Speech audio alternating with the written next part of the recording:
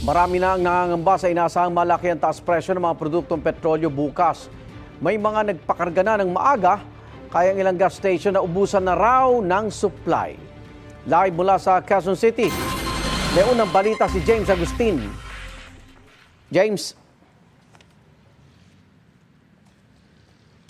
Igang good morning sa mga naikutang kong gasolinahan dito sa Commonwealth Avenue sa Quezon City. Tatlo na po yung walang supply ng diesel. Kaya naman pila yung mga motorista sa iba pang gasolinahan na nagpapa-full tank na rin bago yung inaasahan na malaki ang taas presyo sa mga produktong petrolyo.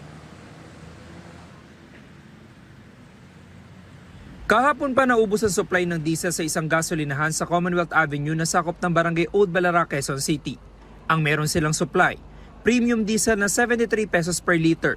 Ito na lang daw muna ang pinapakarga ng ilang motorista.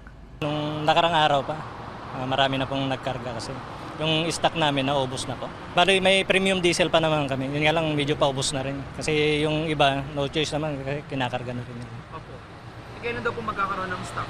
Wala pang abiso sir kung kailan yung stock na darating. Sa isang gasolinahan sa Fairview, zero na ang nakalagay sa signage ng presyo ng diesel. Kahapon pa raw ng tanghali na wala ng supply. Marami pong nagpapakarga po. Mga trucks, mga PUV, mga jeep. Sinasabihan na lang po namin sila na wala po. Wala na pong supply, wala ng diesel. Kailan daw po magkakaroon ng stock? Hindi ko po masabi sir kung kailan po sir. Suki ng gasolinahan ng UV Express driver na si Merlito na doon nagpapakarga ng diesel. Problemado siya lalo pat bahagi ito ng kanyang pamamasada. Sa iba na lang po kami, maghanap lang po ng medyo mababa po ang mga mababa po yung mababa po ang presyo. Malaking kawalan po talaga yan, ang pag walang diesel. Kasi siyempre, ito pong inasahan po namin, araw-araw kami hindi mo po pwedeng hindi kami magkakarga po ng diesel. Sa iba pang gasolinahan, pila ang mga motorista nagpapakarga bago ang big time oil price hike ngayong linggo. Si Iris na driver ng school service, nagpa-full tank na ng diesel. Para po makahabol po sa medyo mura po na diesel ngayon. 1,000 pisong halaga ng diesel naman ang pinakarga ni Edwin. Kapag daw sumipa ang presyo nito, mapipilitan siyang igarahe muna ang kanyang van na pinapanghakot ang mga paninda. Paano mo dadalhin sa tindahan mo yung ititindahan mo?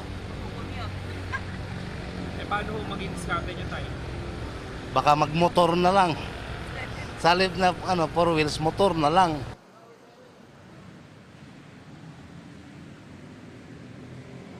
Samantala, nagpaalala naman ang Department of Energy sa mga gasoline station na mahigpit na sundin yung mga patakaran sa presyo ng produktong petrolyo at mahigpit na pinagbabawal po yung hoarding. Dito sa gasoline station na ito, sa Fairview kung nasaan ako ngayon, may mga nakita tayo kanina na mga magpapakarga sana ng diesel gaya na lamang ng mga jeepney driver, mga truck driver at mga UV Express driver, pero inaabisuhan sila ng mga gasoline pump attendant dito na humanap na muna ng ibang gasolinahan. Yan ang unang balita mula po rito sa Quezon City. Ako po si James Agustin para sa GMA Integrated News.